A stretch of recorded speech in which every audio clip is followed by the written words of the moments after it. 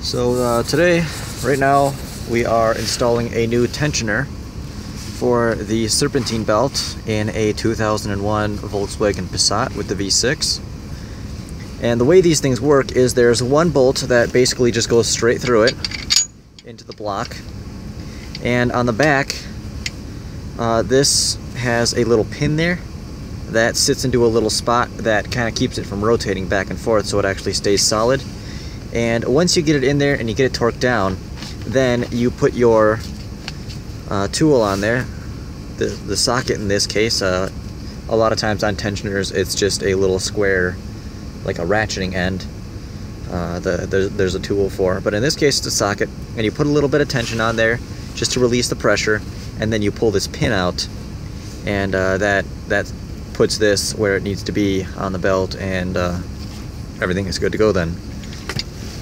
As you can see on the one that failed, this is the bearing, the inner part of the bearing there, and it completely just shattered itself apart. There's absolutely nothing left here to work with, and there's not a whole lot of hope for this.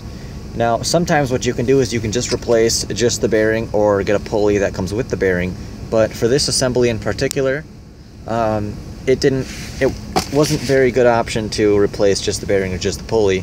It was a better option to replace the whole tensioner itself and just have that new.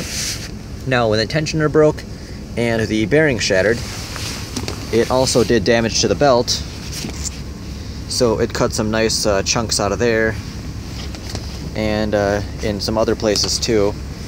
It bent it up quite a bit.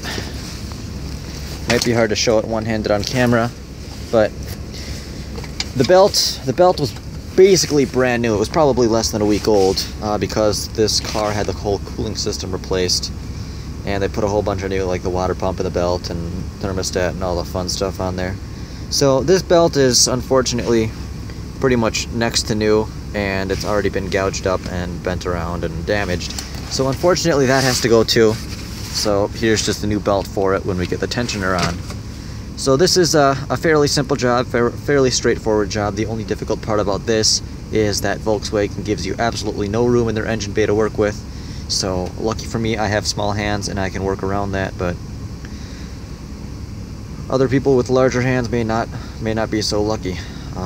But anyways, I will have to get this done, and thanks for watching.